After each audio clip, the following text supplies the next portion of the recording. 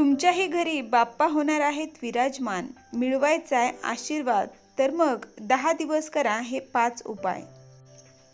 यंदा 7 सप्टेंबरपासून गणेश उत्सवाला सुरुवात होणार आहे। 10 दिवस चालणारा हा उत्सव अनंत चतुर्थीला संपतो। पौराणिक मान्यतेनुसार भगवान गणेशाचा जन्म भाद्रपद महिन्यातील शुक्ल पक्षाच्या चतुर्थी तिथीला झाला होता आणि म्हणूनच गणेश चतुर्थी म्हणजेच गणेश जयंती दरवर्षी या दरम्यान साजरी केली जाते। या दिवसात लोक घरोघरी गणपती बाप्पाची पूजा करतात। असे म्हणतात की विघ्न दूर करणारा बाप्पा प्रसन्न झाला तर तो भक्तांना विशेष आशीर्वाद देतो। यामुळे दुःख आणि त्रास दूर होतो। अशा परिस्थितीत जर तुमची आर्थिक स्थिती चांगली नसेल तर तुम्ही काही उपाय करू शकता। असे केल्याने गणपती बाप्पा प्रसन्न होतो आणि आर्थिक संकट टाळतो। या उपायांबद्दल जाणून घेऊयात।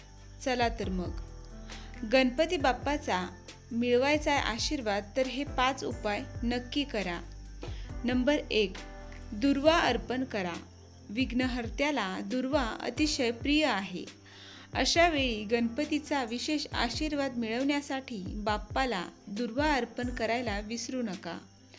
असे मानले जाते की दुर्वा श्री गणेशाच्या डोक्यावर ठेवल्याने तो प्रसन्न होतो आणि आपल्या मनोकामना पूर्ण करतो। याशिवाय गणपती बाप्पाला शमीची पाने अर्पण केल्याने जीवनातील सर्व अडथळे दूर होतील आणि नोकरीत बढती मिळण्याची शक्यता असते। नंबर 2, जलाभिषेक करा।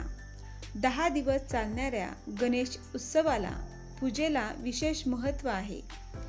या काळात बाप्पाला प्रसन्न करण्यासाठी लोक अनेक उपाय करतात। या काळात गणपतीला गंगाजलाने अभिषेक करावे, यामुळे खूप शुभ मानले जाते।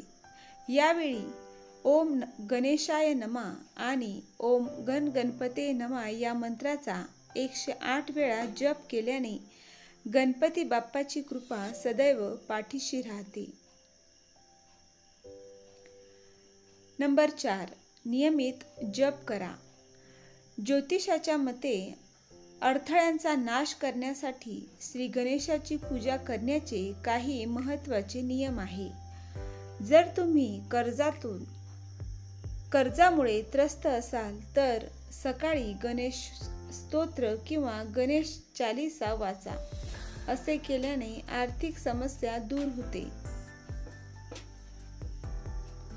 नंबर 5, मोदकांचा नैवेद्य दाखवा।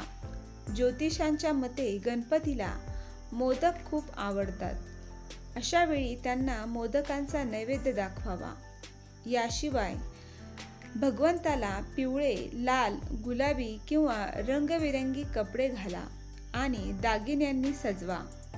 असे केल्याने बाप्पा खूप प्रसन्न होतो। धन्यवाद।